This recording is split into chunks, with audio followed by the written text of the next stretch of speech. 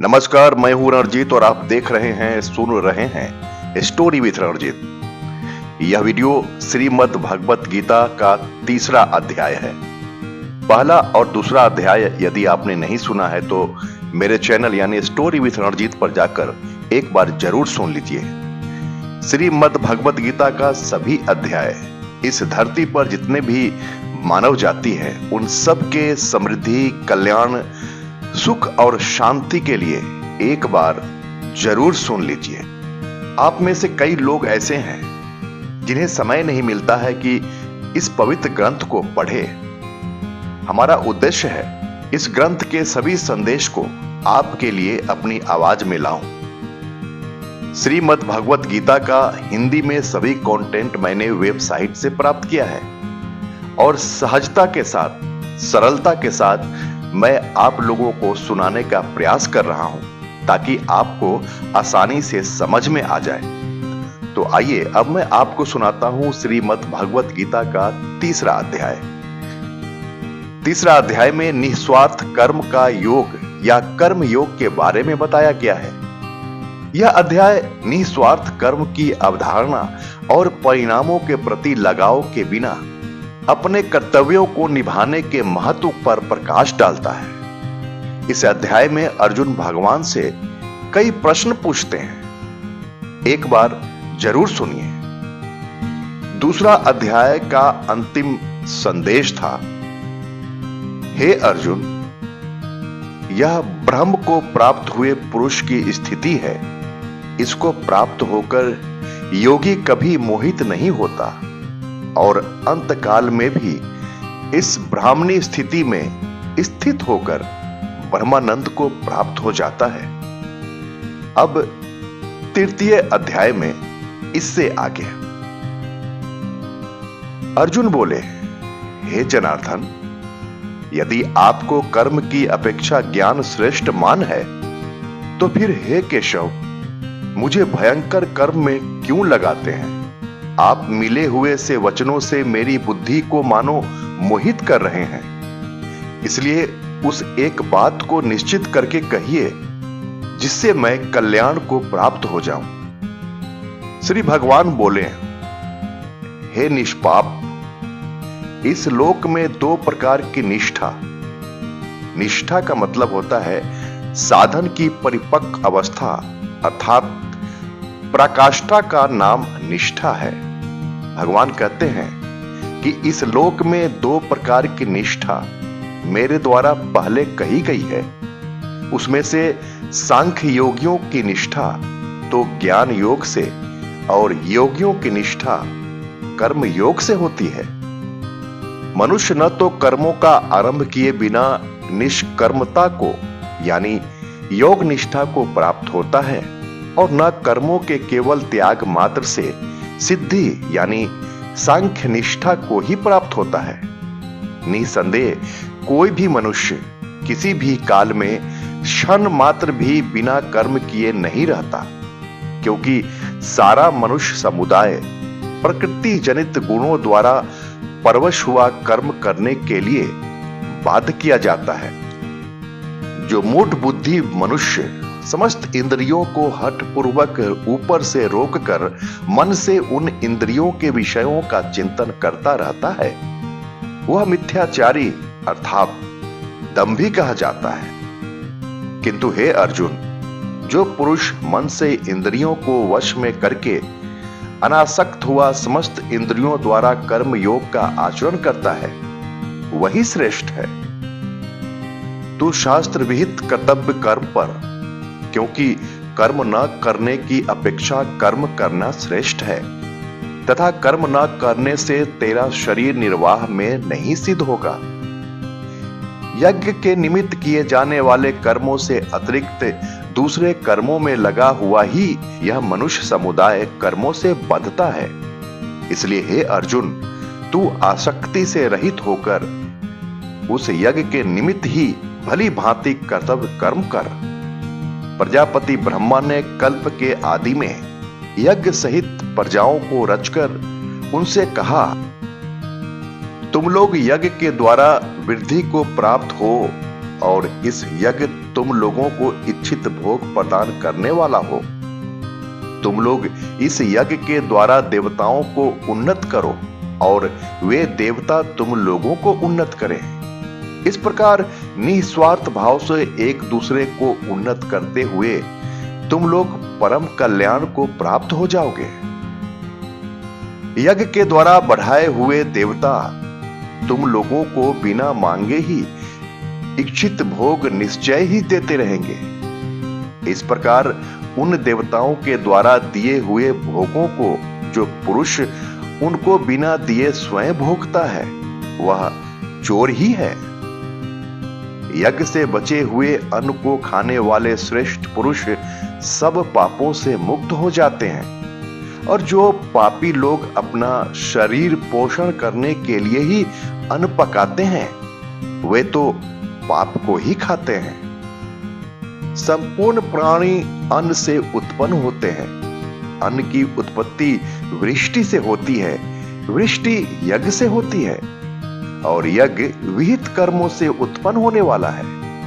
कर्म समुदाय को तू वेद से उत्पन्न और वेद को अविनाशी परमात्मा से उत्पन्न हुआ जान। इससे सिद्ध होता है कि सर्वव्यापी परम अक्षर परमात्मा सदा ही यज्ञ में प्रतिष्ठित है। हे पार्थ, जो पुरुष इस लोक में इस प्रकार परंपरा से प्रचलित सृष्टि चक्र के अनुकूल नहीं बरतता, अर्थात अपने कर्तव्य का पालन नहीं करता, वह इंद्रियों के द्वारा भोगों में रमण करने वाला पापायु पुरुष व्यर्थ ही जीता है। परंतु जो मनुष्य आत्मा में ही रमण करने वाला और आत्मा में ही तृप्त तथा आत्मा में ही संतुष्ट हो, उसके लिए कोई कर्तव्य नहीं है। उस महापुरुष का इस विश्व में न तो कर्म करने से कोई प्रयोजन रहता है और न कर्मों के न करने से ही कोई प्रयोजन रहता है, तथा संपूर्ण प्राणियों में इसका किंचित मात्र भी स्वार्थ का संबंध नहीं रहता। इसलिए तो निरंतर आसक्ति से रहित होकर सदा कर्तव्य कर्म को भली भांति करता रहा, क्योंकि आसक्ति से रहित होकर कर्म करता हुआ मनुष्य परमात्मा को प्राप्त हो जाता है। जनक आदि ज्ञानी यज्ञ भी आसक्ति रहित कर्म द्वार ही परम सिद्ध को प्राप्त हुए थे। इसलिए तथा लोक संग्रह को देखते हुए भी तू कर्म करने को ही योग्य है, अर्थात तुझे कर्म करना ही उचित है।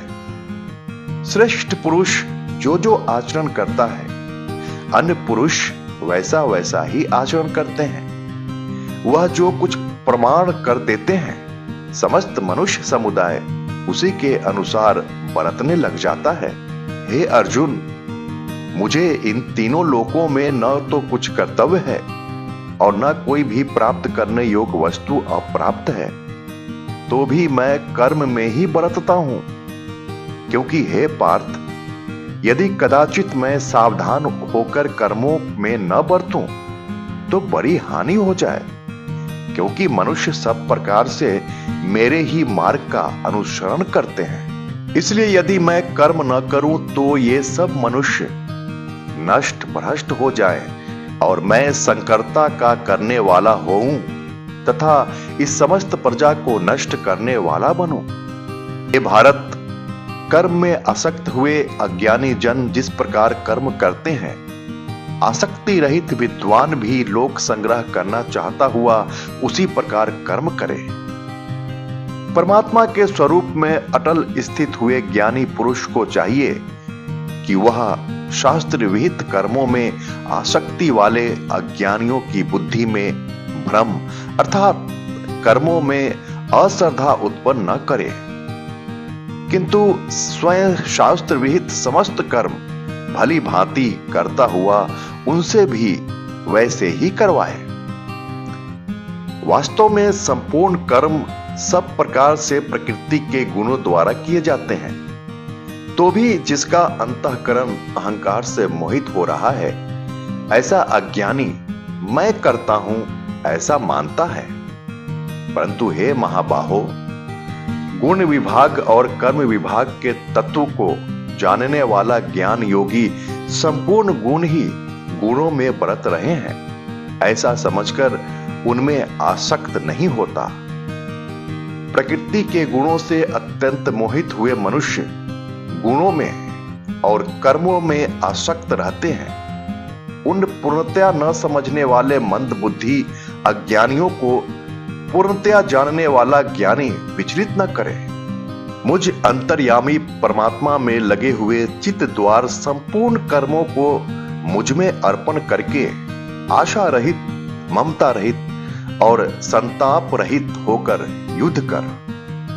जो कोई मनुष्य दोष दृष्टि से रहित और श्रद्धा युक्त होकर मेरे इस मत का सदा अनुसरण करते हैं, वे भी संपूर्ण कर्मों से छूट जाते हैं। परंतु जो मनुष्य मुझ में दोषारोपण करते हुए मेरे इस मत के अनुसार नहीं चलते हैं, उन मूर्खों को तू संपूर्ण ज्ञानों में मोहित और नष्ट हुए ही समझ।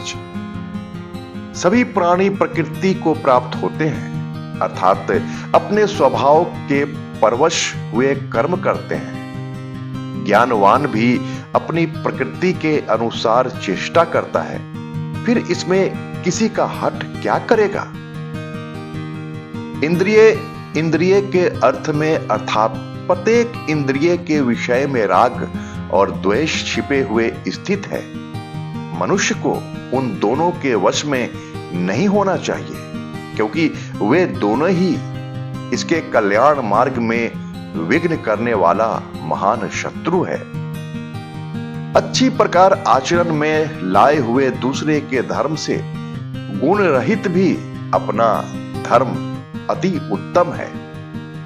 अपने धर्म में तो मरना भी कल्याणकारक है और दूसरों का धर्म भय को देने वाला है। अर्जुन बोले, हे कृष्ण, तो फिर यह मनुष्य स्वयं न चाहता हुआ भी बलात् लगाए हुए की भांति किससे प्रेरित होकर पाप का आचरण करता है? श्री भगवान बोले, रजोगुण से उत्पन्न हुआ यह काम ही क्रोध है। यह बहुत खाने वाला अर्थात भोगों से कभी न अघाने वाला और बड़ा पापी है। इसको ही तू इस विषय में वैरी जान। जिस प्रकार धुएं से अग्नि और मैल से दर्पण ढका जाता है तथा जिस प्रकार जेर से गर्भ ढका रहता है, वैसे ही उस काम के द्वार यह ज्ञान ढका रहता है। और हे अर्जुन, इस अग्नि के समान कभी न पूर्ण होने वाले काम रूप ज्ञानियों के नित्य वैरी के द्वार मनुष्य का ज्ञान ढका हुआ है। इंद्रियां, मन और बुद्धि ये सब इसके वास स्थान कहे जाते हैं। यह काम इन मन, बुद्धि और इंद्रियों के द्वारा ही ज्ञान को आच्छादित करके जीवात्मा को मोहित करता है। इसलिए हे अर्जुन, तू पहले इंद्रियों को वश में करके इस ज्ञान और विज्ञान का नाश करने वाले महान पापी काम को अवश्य ही बलपूर्वक मार डाल। इंद्रियों को स्थूल शरीर से पर यानी श्रेष्ठ, बलवान और सूक्ष्म कहते हैं। इस इंद्रियों से पर मन है, मन से भी पर बुद्धि है, और जो बुद्धि से भी अत्यंत पर है वह आत्मा है। इस प्रकार बुद्धि से पर अर्थात सूक्ष्म, बलवान और अत्यंत श्रेष्ठ आत्मा को जानकर और बुद्धि के द्वारा मन को वश में करके, हे महाबाहो, तू इस काम रूप दुर्जय शत्रु को मार डाल।